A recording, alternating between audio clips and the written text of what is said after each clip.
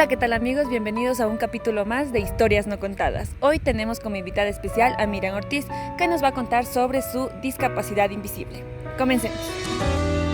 Hoy tenemos el placer de hablar con Miriam Ortiz sobre su historia. Por favor, Miriam, introduzcanos sobre quién es usted. Buenos días, mi nombre es Miriam Ortiz. Les agradezco mucho por esta entrevista. Yo pues soy una pacientita diabética. Hace 31 años me detectaron enfermedad de diabetes y bueno, con todas las complicaciones que puede haber con la enfermedad. Y hace 13 años, por una baja de glucosa, sufrí un daño en el cerebelo. El diagnóstico que me dieron fue una mielinólisis pontina central, un daño en el tallo del puente del cerebelo. Esta historia comienza un 10 de junio del 2011, cuando por una situación familiar por parte del papá de mis hijos, recibí una impresión tan fuerte que me bajó la glucosa a 39 y como consecuencia de eso empezó esta situación. Si bien es cierto, no entendía al principio que lo que había sufrido me iba a llevar a una discapacidad, mas sin embargo siempre traté de aún de lo malo sacar lo bueno. Estoy muy agradecida con Dios por todo el tiempo que Él ha sido mi fortaleza, Él ha sido mi pronto auxilio, Él ha sido mi todo. Y sí, cuando estuve internada 21 días en el IES, no me habían dicho qué era lo que me había pasado. Doy gracias a Dios que la doctora Silvia Proaño fue la persona quien me dijo que pues nunca más en la vida iba a volver a caminar ni a hablar, y que ellos como médicos iban a estar ahí para ayudarme en todo este proceso. En ese tiempo le llamaron a mi papi, que era mi esposo, y les habían dicho que el médico neurólogo que solamente les daban 3 meses de vida, porque la situación que había sufrido era tan fuerte que en una recaída no iba a poder sobrevivir. De eso ya ha pasado 13 años con todas las altas y bajas, mas sin embargo aquí estoy. ¿Cómo se produjo esta discapacidad?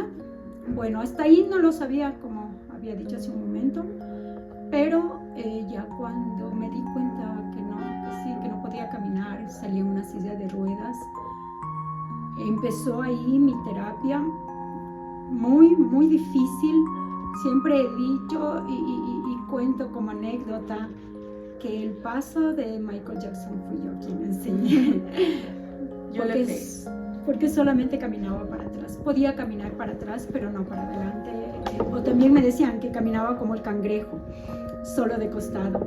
La historia empieza un 1 de julio, cuando yo ya fui dada el alta, y ahí supe que ya no podía más valerme por mí misma.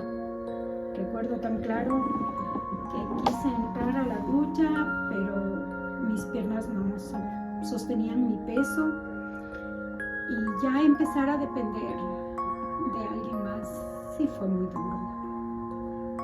Pero aún la fortaleza que Dios me ha dado, he tratado de sacar lo mejor de mí para ser parte también de este proceso.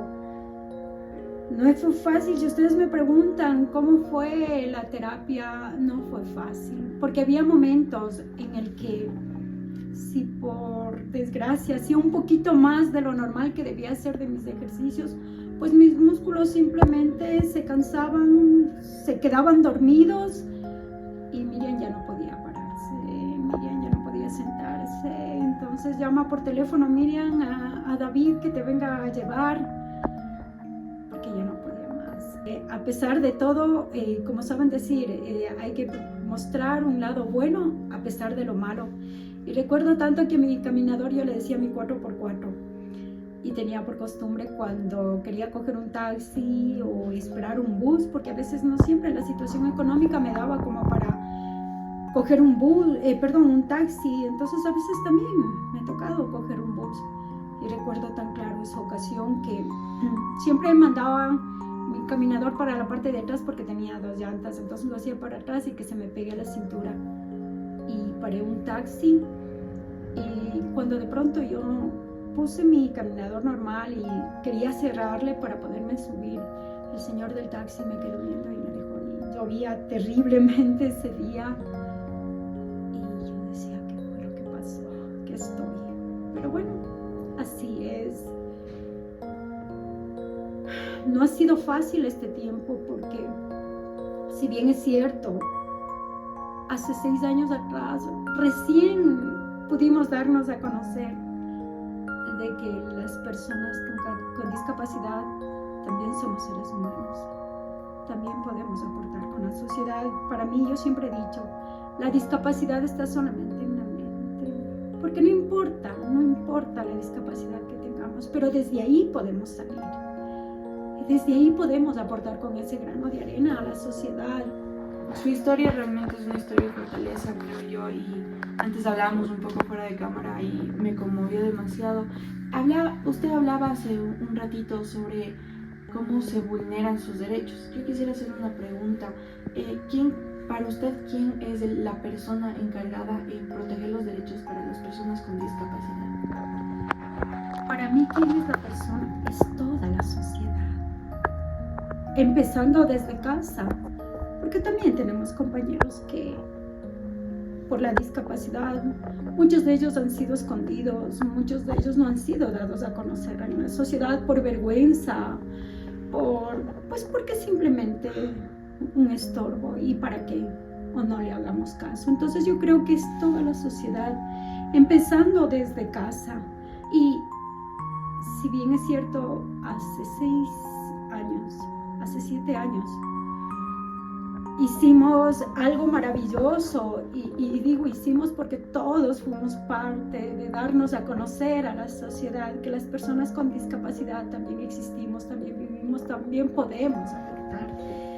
Y yo siempre digo, para mí no existe el no puedo, porque tenemos compañeros paralímpicos que han ganado medallas. Y como digo, la sociedad, las autoridades, quizás ahora las autoridades seccionales, las autoridades cantonales, provinciales, están preocupados de otras cosas y no a tal punto que sí quiero hacer un llamado. Quizás nuestro ente, quien nos favorecía en las dificultades que teníamos nosotros, era el defensor del pueblo, pues lamentablemente ahora ya ni eso existe. He hablado estos días con mis compañeros y me decían que aún para nosotros ir a la Defensoría Pública y poder poner una denuncia, pues se nos ha indicado que debemos coger un abogado. Para concluir con esta gran entrevista, en primer lugar quiero agradecerle por darnos su tiempo. Quisiera que para culminar nos dé un consejo a toda la sociedad para no discriminar a las personas con discapacidad, y lo que quiera decir le dejamos de sus palabras finales en esta entrevista. Bueno, más que consejo, yo lo que quiero decir es que nosotros ya hubo un tiempo que alzamos nuestra voz. Solamente recuerden,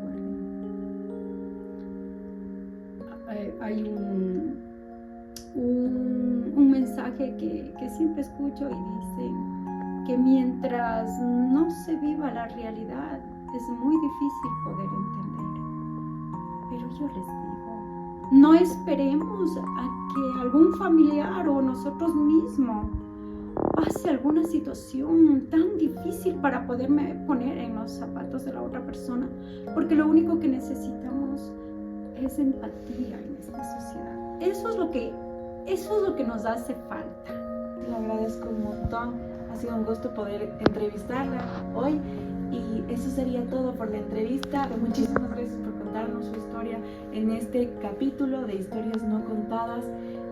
Estamos muy agradecidos con usted y será hasta una próxima con nuestros espectadores.